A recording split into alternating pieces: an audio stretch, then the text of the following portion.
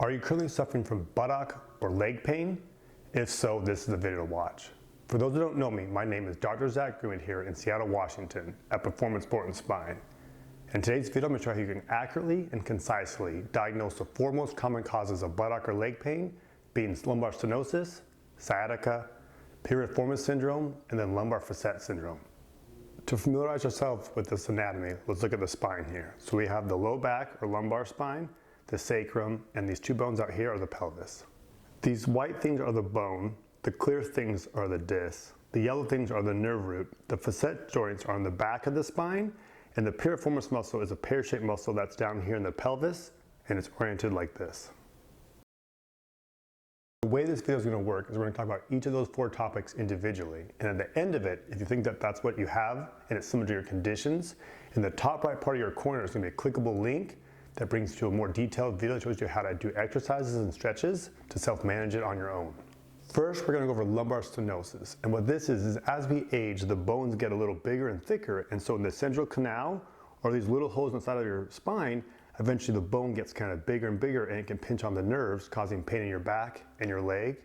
And there's 5 simple criteria that we can know if we have this condition. Number 1, are you over the age of 60 years old? Number 2, is your leg pain worse with activities such as walking or standing? Number 3, is your leg pain better with sitting? Number 4, do you have pain on both sides of your legs or is your symptoms bilateral? And then lastly, does the pain that you feel get reproduced with a standing exertion test of 30 seconds? If you just answered yes to 4 of the previous 5 questions, it's highly likely that you're suffering from lumbar stenosis. The good news is a lot of people with mild and moderate stenosis can have great improvement with posture change, stretches, and exercises. So if this sounds like something that you have, click that link in the upper right corner and it'll bring you to this amazing video to help manage it on your own.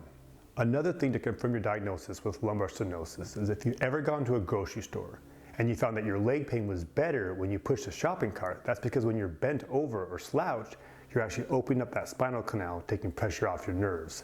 And it's actually called the shopping cart sign, indicative of lumbar stenosis. Next we have sciatica, and unfortunately this is an umbrella term that people use to describe any pain in their back or gluteal region. But true sciatica is inflammation of the nerve root causing pain, called radicular pain, or compression. So think of a garden hose that's getting compressed, called radiculopathy, which can cause numbness, weakness, and loss of reflex. 5 main criteria to know if sciatica is true sciatica or not is your bum will burn, your leg pain is worse than your back pain. Your leg pain should go past your knee, so closer to your toes. This is really, really painful. It's psychologically and physiologically debilitating. And you may also have numbness, weakness, or loss of reflexes. And some people will feel like water running down their leg. If this sounds like something you're dealing with, here's a clickable link to bring you to our sciatica video so you can better understand this and start managing it on your own.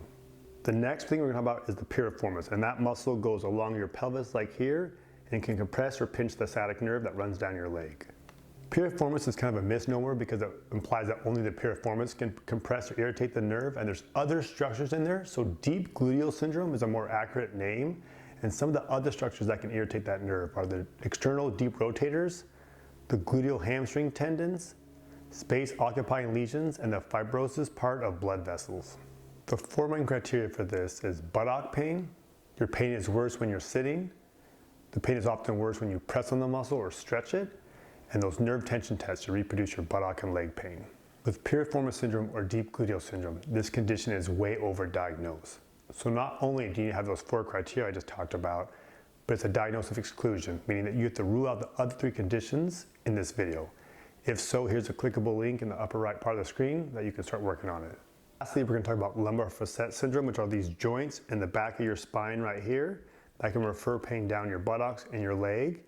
And this pain is often dull and achy and more diffuse, and it's position dependent, often worse with standing or extension exercises and better with sitting or flexion exercises.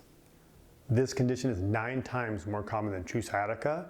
So again, by a prevalence standpoint, there's out of 10 cases, 9 of them will be this and 1 will be sciatica. Here's a chart to show that different levels of the different facet joints can refer pain in different areas of your back or leg. And the 2 best tests for this is in a prone or face down position, pressing on those facets, does that reproduce your pain? Or an extension test, either standing or face down, does that reproduce your pain?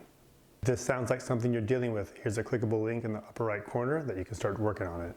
A quick summary of the previous conditions. Lumbar stenosis. Over the age of 60, leg pain is worse with standing or walking. Leg pain is better with sitting. Affects both legs, and positive pain with standing exertion test at 30 seconds. True sciatica. Burning in the bum. Leg pain is worse than back pain. Leg pain goes past your knee.